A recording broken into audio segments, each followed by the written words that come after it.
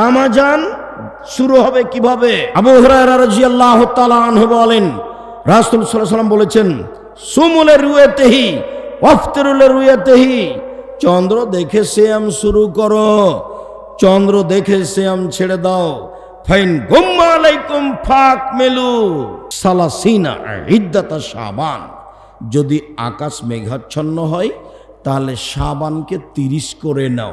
যাক, কমুক বেসুক তাতে আসে যায় না। যদি আকাশ মেঘাচ্ছন্ন হয় তাহলে শাবানকে 30 করে নাও। সবাকেই চন্দ্রের হিসাব রাখতে হবে, কবে কোন মাস আসছে এটা হিসাব রাখতে হবে। আল্লাহর নবী বলছেন হিসাব রাখতে। তারপর বলছেন, পৃথিবীর মানুষ শুনে রেখো, ইন্না উম্মাতুন উম্মিয়াতুন, আমরা হচ্ছি নিরক্ষর মানুষ। আমি মুহাম্মদ সাল্লাল্লাহু আলাইহি ওয়াসাল্লাম নিরক্ষর মানুষ। কোনটা যে আলিফ কোনটা যে বা আমি নিজেই বুঝি না। অতএব আশ-শাহরু হাকাদা, আশ-শাহরু হাকাদা, আশ-শাহরু হাকাদা ও আকাদাল ইভামা, তৃতীয়বারে আঙ্গুলটা চেপে নিলেন, বললেন দেখো মাস হলো এই মানে 10, মাস হলো এই মানে 20। এবার আঙ্গুলটা বৃহৎ আঙ্গুল চেপে নিলেন, মাস হলো এই মানে 29। আবার বললেন আশ-শাহরু হাকাদা হাকাদা হাকাদা, মাস হলো 10, 20, 30, মানে কিয়ামত পর্যন্ত আরবি মাস 28ও হবে না, কিয়ামত পর্যন্ত আরবি মাস 31ও হবে না।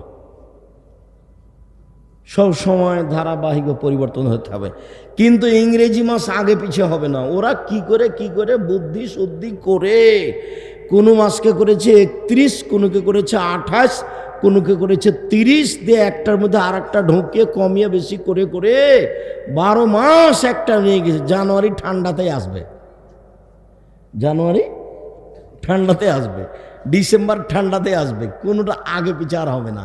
কেমন করে বুদ্ধি করে না একটা আর একটার মধ্যে ঢোকালছে, দিয়ে মাসকে 31 করেছে, দিয়ে একটা আর একটার মধ্যে ঢোকে 30 করেছে, আবার মাস থেকে একটা বের করে নিয়েছে, দিয়ে ওকে কী করেছে 29 করেছে, আবার দুইটা বের করে নিয়ে ওকে কী করেছে 28 করেছে, দিয়ে জোট তার দিয়ে ওকে প্রতি বছরে একটা নিয়ে গেছে জানুয়ারি। এক সিজনাল করেছে, ঠান্ডা গরম। এটা ইংরেজি মাস এভাবে চলে, আরবি এভাবে চলে না। সম্মানিত দিনী ভাই বোন, এইবার সারা পৃথিবীতে একই দিনই ঈদ হবে, এই কথা নগদ মিথ্যা, হাদিস সহি। যারা যখন চন্দ্র দেখবে তারাই তখন সিয়াম শুরু করবে, যারা যখন শাওয়ালের চন্দ্র দেখবে তারাই তখন সিয়াম ছেড়ে দিয়ে ঈদ পালন করবে। সম্মানিত দিনী ভাই বোন, তার পরের অংশ, আবু হুরায়রা রাদিয়াল্লাহু তাআলা আনহু বলেন, আল্লাহর নবী বলেছেন, তাসাহারু ফাইনহু ফিল বারাকা, পৃথিবীর মানুষ তোমরা সাহারি খাও, তাতে বরকত আছে। কি বরকত আছে আমি আর আপনি জানি না। আল্লাহ রাসূল বলেছেন সাহারি খাও, বরকত আছে। আমি বুঝতে পারি আর না পারি, যদিও আমার নিজেরই সাহারি খাওয়া হয় না, ওই আমার তালেই মিলে না, খালি ইফতারের সময় আছে। আর ছাত্র জীবনে তো থাকতাম একদিন সেম একদিন এমনি, তখন তো আর সাহারির কোনো হিসাব থাকতো না। সেম থাকতে হবে জরুরি। আগামীকাল বৃহস্পতিবার সিয়াম থাকতে হবে, সাহারি খাওয়ার চেষ্টা করেন, ভালো না খেলে কোনো আসে যায় না। এই ছেলে বসো, কাজ দেখাচ্ছ তুমি। তুমি গত সোমবারে সিয়াম ছিলে, সিয়াম ছিল না কেন? এই সিয়াম ছিল না কেন? গত সোমবারে সিয়াম থাকনি কেন? আমি তো 30 বছর থেকে বলছি যে মানুষের পাপ নাকি 2 দিন পেশ করা হয় আল্লাহর কাছে। কবে? বৃহস্পতিবার আর সোমবার। আর আল্লাহ নবী বলছেন আমার রিপোর্টটা দেখো, আমি সিয়াম আছি, দেখো দেখো আমার রিপোর্টটা সিয়াম অবস্থায় দেখো। আবার শাবান মাসে বেশি থাকতেন, জানা ছিল না 15ই শাবান, তখন 20-25 পর্যন্ত থেকেছেন। এই দেখো বাৎসরিক রিপোর্ট দেখো, সিয়াম অবস্থায় দেখো, এই যে রিপোর্টটাই আমার, আমি সিয়াম আছি দেখো। এটা তিনি ভালোবাসতেন। আমার একটু স্বাদ মনে হয় না, আমার একটু মন চায় না যে আমি একটু বৃহস্পতিবার সোমবারে সিয়াম থাকি।